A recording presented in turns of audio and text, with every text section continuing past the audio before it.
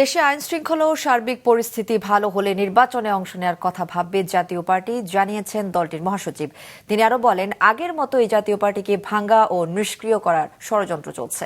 সকালে কাকরাইলে দলীয় কার্যালয়ে সংবাদ সম্মেলনে তিনি আরো বলেন, সুষ্ঠু এবং গ্রহণযোগ্য নির্বাচনের জন্য সরকারের সক্ষমতা ও সদিচ্ছা থাকতে হবে।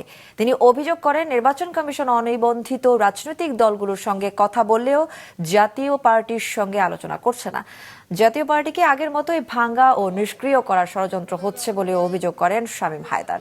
বলেন, দল থেকে যাদের বহিষ্কৃত করা হয়েছিল, আদালতের রায় অনুযায়ী তারা এখনো বহিষ্কৃত। তাদের দলের কাউন্সিলে ডাকা ও কার্যক্রমে অংশ নেওয়া বেআইনি। কেউ কেউ আদালতের অপব্যাখ্যা দিয়ে নিজেদের দলের বিভিন্ন পদের নেতা দাবি করে যে প্রচারণা চালাচ্ছে, তার কোনো ভিত্তি নেই। দেশে যদি ল অ্যান্ড অর্ডার ঠিক না থাকে, আইনের শাসন ঠিক না থাকে, পুলিশ যদি সঠিকভাবে কাজ না করে, সেই নির্বাচনে যাওয়া আর হাত পা বেঁধে পুকুরে লাফ দেওয়ার মধ্যে কোনো পার্থক্য নাই। আমরা আগে রাষ্ট্র দেখতে চাই, আগে সরকার দেখতে চাই।